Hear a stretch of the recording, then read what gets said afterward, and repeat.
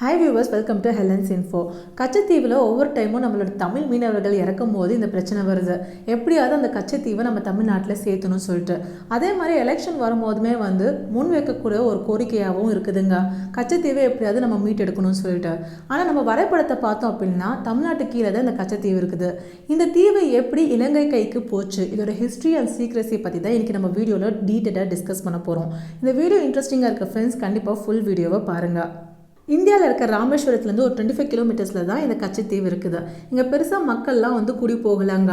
இந்த இடம் 17ஆம் நூற்றாண்டில் ஆட்சி செஞ்ச மன்னரான சேதுபதி இருக்கார் இல்லைங்களா, அவரோட நிலத்துக்கு சொந்தமான இடம் தான் இது. ஈஸ்ட் இந்தியா கம்பெனி நம்மளோட இந்தியாவுக்கு வரும்போது அவங்களுக்கு வணிகம் செய்யறதுக்கு நிறைய விஷயங்களுக்காக இந்த இடம் பயன்பட்டுச்சு. அதனால இந்த மன்னர்கிட்ட பெர்மிஷன் வாங்கி அந்த இடத்த யூட்டிலைஸ் பண்ணிட்டு இருந்தாங்க. அந்த காலத்தில் டாக்குமெண்டேஷன்லாம் செம்பு பட்டறையில் தான் பண்ணிட்டு இருந்தாங்க. ஸோ அதில் தான் இந்த டாக்குமெண்டேஷனும் நடந்திருக்குதுங்க. இந்த ரூலிங்கெல்லாம் முடிஞ்சிட்டு ஈஸ்ட் இந்தியா கம்பெனிக்கு அப்புறம் குவீன் விக்டோரியா அவர்கள் நம்ம இந்தியாவை ஆட்சி செய்கிறாங்க. அப்போ அப்கிரேடேட் பண்ணுறாங்க இந்த டாக்குமெண்டேஷன்லாம். அப்படி டாக்குமெண்டேஷன் அப்கிரேடேட் பண்ணும்போது கூட அந்த இடம் சேதுபதி மன்னருக்கு தான் சொந்தம்னு சொல்லிட்டு டாக்குமெண்ட் பண்ணுறாங்க. இந்த இடத்த பெரும்பாலும் தமிழவர் மீனவர்கள் எப்பயாவது ஒரு டைம் தான் யூஸ் பண்ணிட்டு இருந்தாங்க. ஏன்னா அவங்களோட தேவைகள் ரொம்ப கம்மியாக இருந்தது. அந்த காலத்துலலாம் ஒரு மீன் பிடிச்சோம் அப்படின்னா அதுக்கு ஸ்டோரேஜ் பண்ணுறதுக்கான டெக்னிக்கோ, அது வைக்கிறதுக்கு இல்லை எக்ஸ்போர்ட் பண்ணுறதுக்கான டெக்னிக்கோ ஜாஸ்தி இல்லை. பிடிச்ச மீனை ஒரு 2 கிராமத்துக்கு மட்டும்தான் விற்க முடியும்.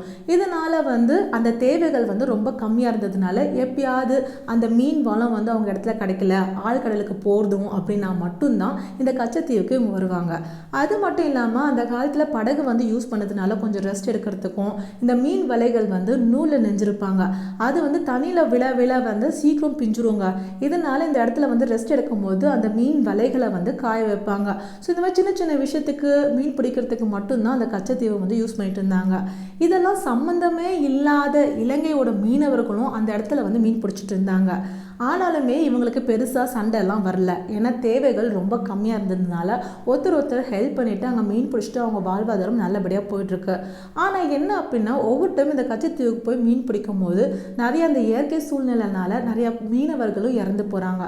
அப்போ அங்கே ஏதோ ஒரு தப்பான விஷயம் நடக்குது, இதை சரி செய்யணும் அப்படின்னா அங்கே ஒரு வழிபட்டு தலம் நடத்தணும் அப்படின்னு சொல்லிட்டு 1905 சீனிக்குப்பை படையாச்சின்னு சொல்லிட்டு ஒருத்தர் முன் அங்கே சென்ட் ஆண்டனி சர்ச்சை கட்டுறாங்க. இன்னைக்கு வரைக்குமே எல்லாருமே போய் அதை வழிபாடு பண்ணிட்டு தான் வந்துட்டு இருக்காங்க. அதில் திருவிழாலாம் எடுக்கும் போது இந்திய மீனவர்களுமே அங்கே போய் வழிபாடு பண்ணிட்டு வந்துட்டு இருக்காங்க. இந்த சர்ச் கட்டிட்டு பின்னாடி அங்கே இருக்க மீனவர்கள்லாம் ஒரு சேஃபாக ஃபீல் பண்ணிட்டு இருக்காங்க. எல்லாம் நல்லபடியாக போயிட்டு இருக்குதுங்க. அப்போ தான் 1929 ஆங்கிலேயர்கள் பவுண்டரி பிரிக்கிறாங்க. இந்தியா கீழே இந்த கச்சத்தீவு வந்துட்டோம் அப்படின்னு சொல்லிட்டு அவங்க சொல்கிறாங்க. இதை கேட்ட இலங்கை அரசு இல்லை எங்களுக்கு கச்சத்தீவு எங்களுக்கு கொடுத்தீங்கன்னா நல்லாயிருக்கும் அப்படின்னு சொல்லிட்டு ஒரு கோரிக்கையை வைக்கிறாங்க. இதுக்கப்புறமேட்டுக்கு வேர்ல்டு வார் 2 நடக்குது. அதில் பெருசாக நிறைய கண்ட்ரிஸ் எக்கனாமிக்கலாகவும் ஃபினான்ஷியலாகவும் நிறைய பிரச்சனைகளை ஃபேஸ் பண்ணுறாங்க. அந்த சமயத்தில் யூரோப்பில் இருக்க அந்த இறால் மீனுக்கான டிமாண்ட் ரொம்ப ஜாஸ்தியாக இருக்குது. அப்போ அவங்க ரிசர்ச் பண்ணும்போது இந்தியன் ஓஷனில் இந்த சீ ஃபுட்ஸ்க்கான நிறைய வளம் இருக்கிறதுனால அங்கே ட்ரை பண்ணலான்னு சொல்லிட்டு ஒரு இன்ஃபர்மேஷன் அவங்களுக்கு கிடைக்குது. இதனால நிறைய யூரோப்பியன் கண்ட்ரீஸில் இருக்கிற பர்சனாக இருக்கட்டும், நார்வே அரசாக இருக்கட்டும், அவங்களோட கப்பல்களை கொண்டு வராங்க, நிறைய இன்வெஸ்ட்மெண்ட் பண்ணுறாங்க இந்த ஃபிஷிங் டெக்னிக்காக. இப்படி நம்மளோட தமிழ்நாட்டிலையும் கேரளாலையும் இன்வெஸ்ட் பண்ணும்போது இந்த கச்சத்தீவுலையும் இன்வெஸ்ட் பண்ணுறாங்க. இந்த சமயத்தில் ஆழ்கடலுக்கு போய் நிறைய மீன்களை பிடிச்சி ஸ்டோரேஜ் பண்ணி நிறைய எக்ஸ்போர்ட்டும் நடக்குதுங்க. இதனால அங்கே இருக்க மக்கள் ஒரு வாழ்வாதாரமும் வேற லெவலுக்கு அங்கே பெருசாகுது இந்த டெக்னிக்ஸ்னால.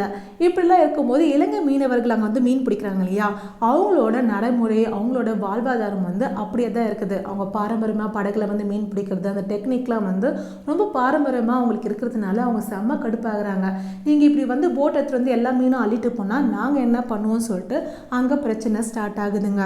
இந்த சமயத்தில் தாங்க நம்ம இந்தியா எடுத்துக்கிட்டோம் அப்படின்னா பார்டர் பிரச்சனை எப்பவுமே இருந்துகிட்ருக்கு. நம்மளுக்கு தெரியும், நார்த்தில் ஒரு சைடு பாகிஸ்தான் ஒரு சைடு சைனான்னு சொல்லிட்டு நம்மளுக்கு ஏதாவது ஒரு பிரச்சனையும் ப்ரெஷரும் கொடுத்துட்டே இருப்பாங்க.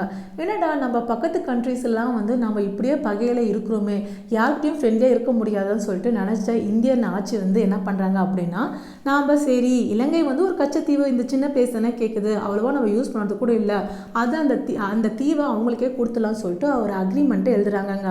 இந்த அக்ரிமெண்ட்டில் ஒரு மெயின் பிரச்சனை என்ன அப்படின்னா, மெயின் ட்ராபேக்னே சொல்லலாம்.